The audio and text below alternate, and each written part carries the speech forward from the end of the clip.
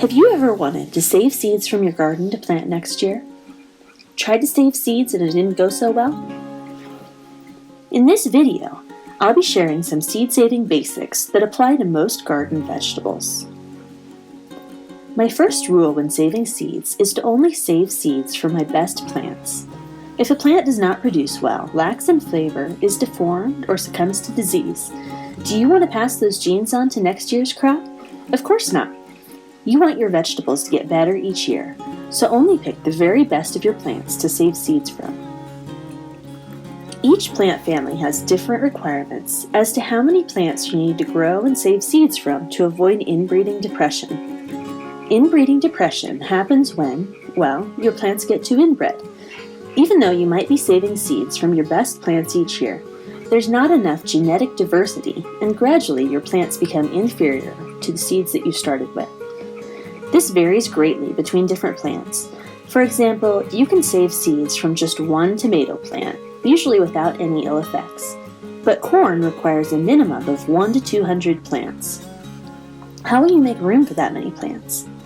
I don't save seeds from every variety every year, but I pick specific varieties that I'm going to save for seed each year and grow enough for several years' worth of seed. When saving plants for seed, you have to be aware which varieties will cross-pollinate. Cross-pollination is one of the biggest problems when you're learning how to save seeds. The Brassica family, also called the cole crops, includes, among others, broccoli, cauliflower, kohlrabi, Brussels sprouts, cabbage, and kale. All of these plants can cross-pollinate. Broccolini, now commercially available, is actually a cross between kale and broccoli. Squash from the same species can cross. That is how pumpkinzinis happen. Most pumpkins are the species Cucurbita pepo, as are most zucchinis, acorn squash, and crookneck squash. When grown near each other, they can all cross-pollinate. Some vegetables, such as beans, peas, and lettuce, don't normally cross with each other on their own, so different varieties can be grown side by side and pure seeds collected. Tomatoes and peppers occasionally cross with other varieties when they're grown near each other. That is why you hear people say that their sweet peppers turned hot. What really happened is that their sweet peppers were growing near hot peppers, and when they saved the seed, they didn't know that the two had crossed. Corn is pollinated by wind, and where there aren't many trees or other wind blocks, its pollen can travel for miles. Some vegetable varieties have been purposely cross-pollinated. They are labeled in seed catalogs as hybrids, or as F1.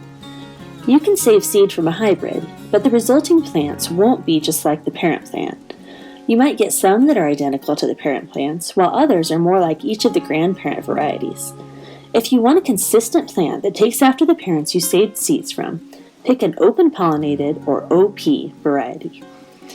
Heirloom vegetables are varieties that have been passed down for generations.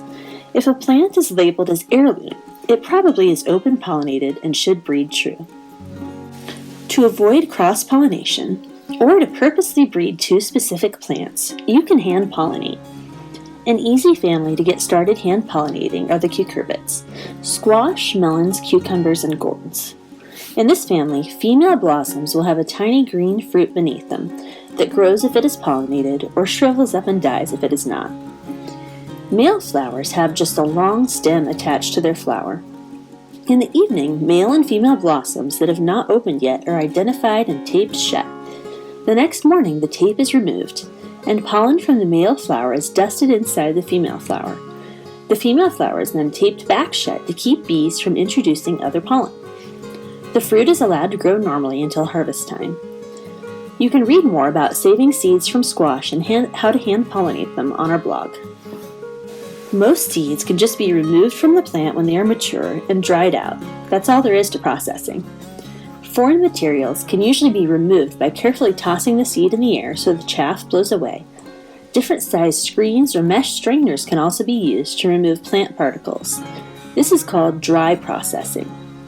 Tomato seeds, on the other hand, are in a protective gel that keeps the seed from germinating inside the warm, moist tomato. To remove this gel, the seeds are scraped out of the ripe tomato and placed in the dish with a little water. Let them sit out a few days until they get bubbly. They may develop a little mold, and that's just fine. After about 3 days, rinse the seeds and remove any particles of tomato or mold.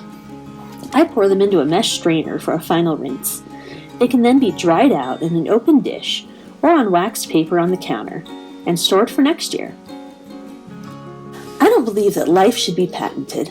In my opinion, plants and seeds should be free for anyone to use. Nevertheless, some common seed varieties are now being patented, and the makers of genetically engineered or GMO plants are actually patenting the genes of their lab-created plants, not just the name of the variety. This means that if their variety cross-pollinates with yours, you could be sued for stealing their patented genes. You cannot legally save seed from genetically engineered crops. At the time of this YouTube video, genetically engineered seeds are only available to farmers in large quantities with a contract. They cannot be purchased on seed racks. But the non-GMO varieties available to gardeners can still be patented. When picking out varieties to save seeds from, be aware of the packaging or notices in the seed catalog about patents or trademarks.